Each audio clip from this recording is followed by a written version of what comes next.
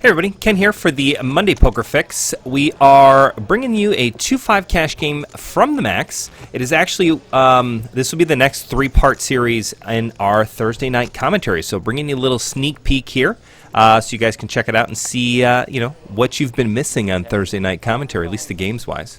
So you got Fletch under the gun with 7 deuce off. Now, the reason why you're going to see Fletch throw some chips in here is for the fact that they are playing the 7 deuce prop game, meaning if you win the hand with 7 deuce, you get a bonus from all of the other players. So this does nothing but create action, and what poker players love more than anything is action. So you get a couple players to come along for the ride. You get Matt and Brian, Queen 10, Jack 9, couple of suited, not suited, but at least connectors, so non-suited connectors. Brian gets hit in the face with the deck with a little Jack 9, flops top 2. Fletch is just going to keep firing that 7 deuce gun. I don't really know what's going to happen here, but it cannot be good in Fletch's situation. He just dumped $90 into this pot to try to take it down for that little bonus, but not going to work out for him in the end, especially with Brian's hand. Now, Matt's got a little bit of a decision here as well. He flopped an open ender. Certainly going to want to see a turn for $65, but lo and behold, Brian has been laying in the weeds the whole time. He is going to raise it up for you, folks.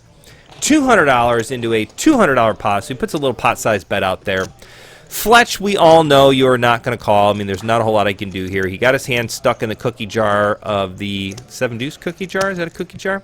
So he just pauses a little bit for that fold just to kind of contemplate, what have I gotten myself into here? But he's fine. It's a stone-cold poker face there, Fletch. I love it. Matt's the one with the real decision here. He's got an open ender. He's got $400 left after he called that $65. You know, I think the problem here is, he's really got 2 decisions. He's either going to fold, give it up, or, get it all in there and get, make sure you get 2 cards. You're going to get to see the turn and the river.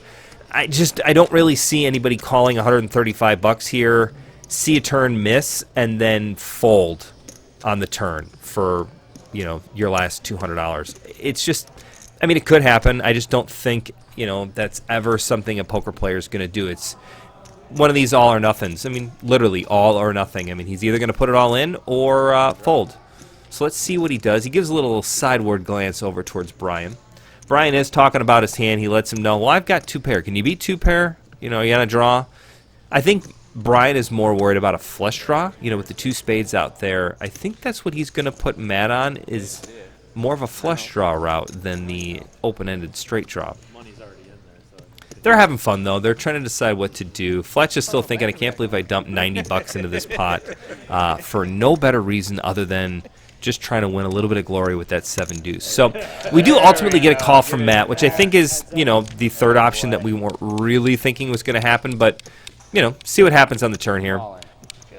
Turn comes at 10 of clubs, which actually gives Matt a few more outs, although Brian is not going to let him see it cheaply. He's definitely putting all of his chips in. That's not a string bet. He announced all in, and he's literally putting in all of his chips, which I always find when a player does, I guess some people would put you on a bluff. Other people, I always feel like when a guy puts all of his chips in like that it's, I don't know, he's representing an aggressively strong hand one way or the other. It's either a stone-cold bluff or he's got the goods. The 10's trouble. At this point, I really don't see how he could ever fold. He's still got, his open ender, as well as now he's got 2 pair outs. So this is what we talked about. There's no reason to just call the flop if you fully intend to call an all-in bet on the turn anyways. Might as well get it in.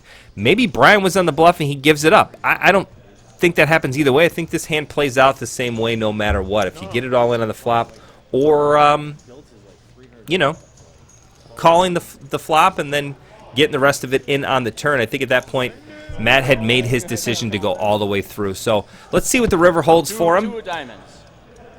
It's a 3 of spades, which actually Brian thinks he loses the hand. He says, did you have a flush draw? And Matt just has to meekly say, nope, I did not. You're good. Top 2 is good.